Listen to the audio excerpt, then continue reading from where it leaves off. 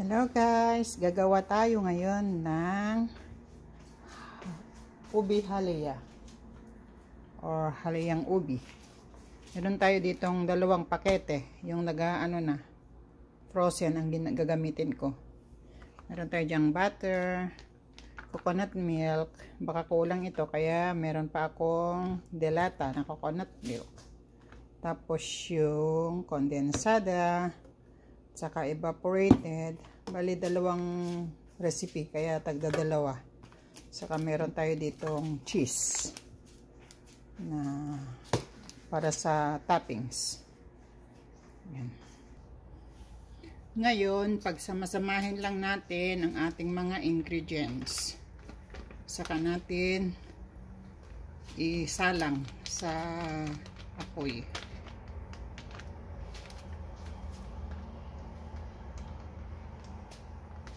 Yung gatas ay yung milk, coconut milk, yung gatas, saka except yung yung butter. Kasi mamaya yung butter pagka medyo tuyo-tuyo na ng konti. Tatay.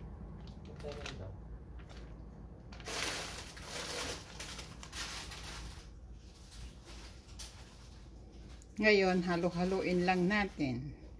Imekos-mekos muna yan. Imekos-mekos muna yan. Halo-haloin lang natin bago natin isalang. Okay na to guys. Isasalang na natin siya sa kalan. So, ganito ito guys. Dapat hindi ito tigilan na i-mix para hindi siya masunog. Sandali lang at may kumakatok. Lakay agkat katok.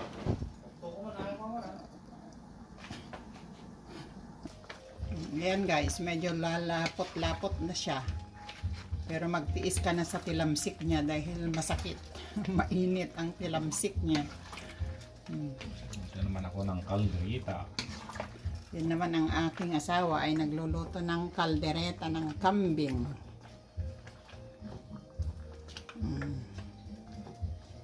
Sana inano ko yan ng lakay, blinag ko yan. Hindi.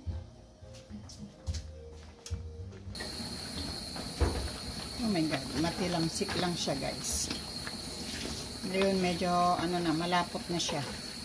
Ilagay na natin itong ating butter. Bali 1 cup ito na butter kasi double recipe.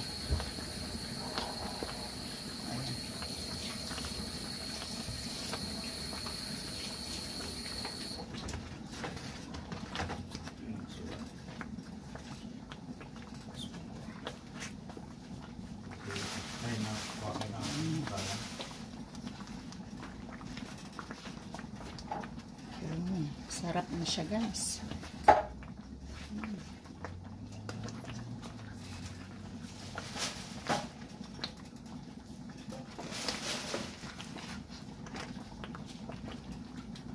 Madali lang siyang lutuin, yung lang mag-stir. Yung lagi talagang dapat tawag nito, ba yung hinahalo.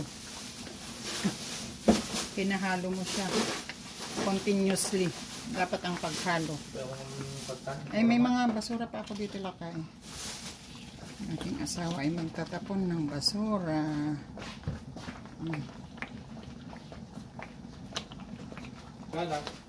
Agad-gadan jutan. Okay na to siya guys. Tapos na ang ating Merry Christmas! Merry Christmas! Ito ng ating Nagigisa ka lang, dabogong nakanaginita, magparkingan ng ipod. Isungarot, ijay yung suro na. Ayan, tapos na.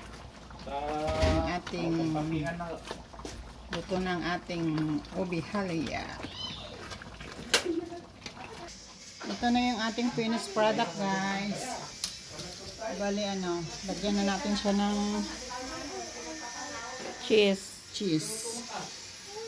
para garnish niya. Saka para malinamnam.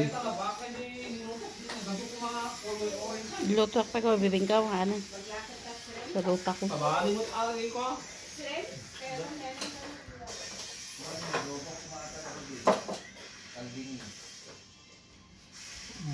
Yan ang ating Ramalan pa natin eh. Kahit kang...